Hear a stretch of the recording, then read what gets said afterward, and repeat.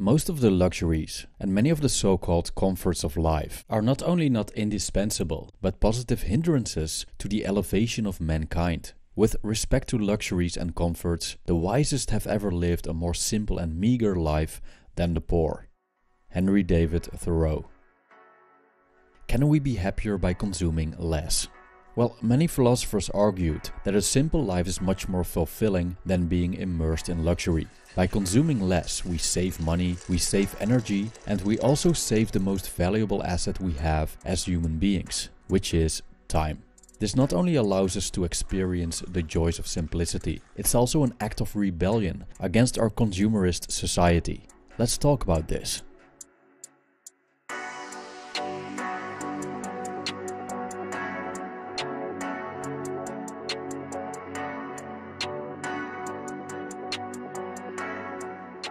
We buy stuff that we actually don't need, depriving ourselves of hard-earned resources, even going into debt, only to further enrich an already wealthy minority. It seems that many people aren't aware of the societal brainwashing that's going on, planting a perpetual sense of lack in our minds. In other words, the nagging feeling that we aren't complete, unless X, Y, and Z.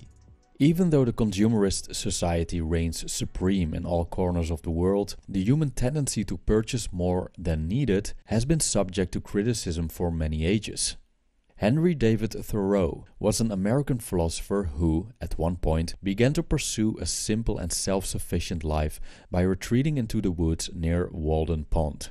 He lived there in a self-built cabin for a period of 2 years and 2 months. This life decision was an act of resistance against society and part of what he called civil disobedience. Thoreau described civil disobedience as a form of non-violent rebellion against the government. In his opinion, the government brings people more harm than good.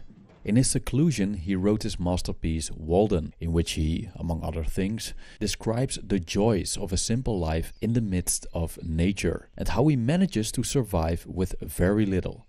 As he states, and I quote, "A man is rich in proportion to the number of things which he can afford to let alone." End quote. Needless to say, in his solitude and through his simple lifestyle, Thoreau felt, quote-unquote, wholesome, which only further supports his criticism of overconsumption.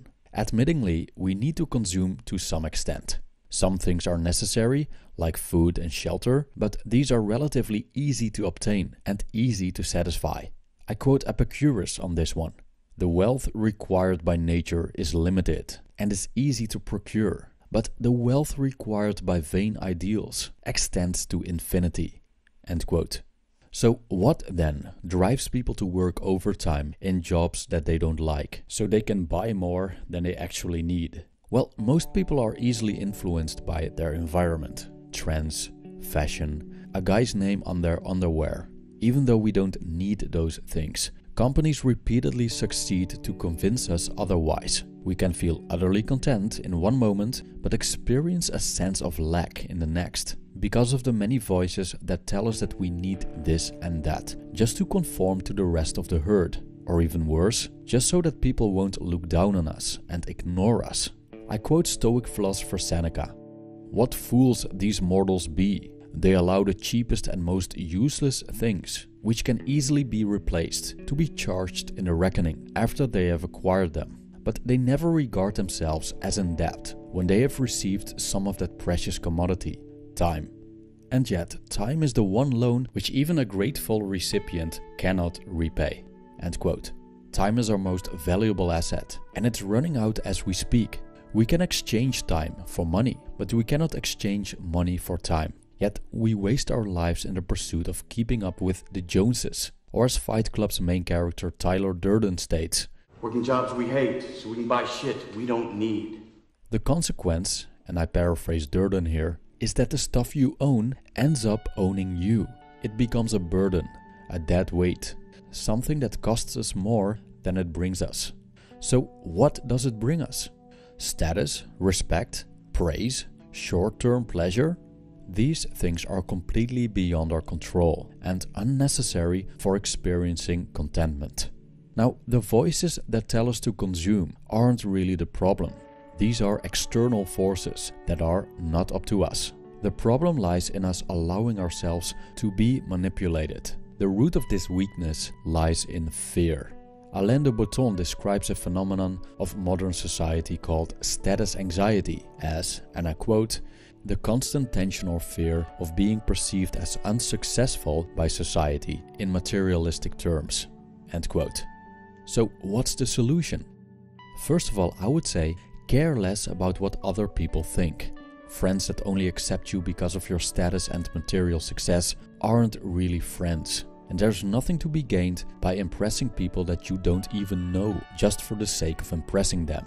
Are people ridiculing us because we don't measure up to their definition of success? Well, that's their business, not ours. Once we accept that our wholeness does not depend on material success, we can truly enjoy the richness of a simple life. As Lao Tzu, author of the Tao Te Ching, once wrote, "Those who know they have enough are truly wealthy." End quote.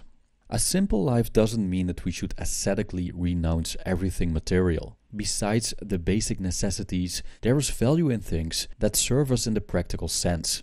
Ours is the ability to discern between necessity, practicality, and luxury, so we prevent ourselves to become prisoners of our own possessions.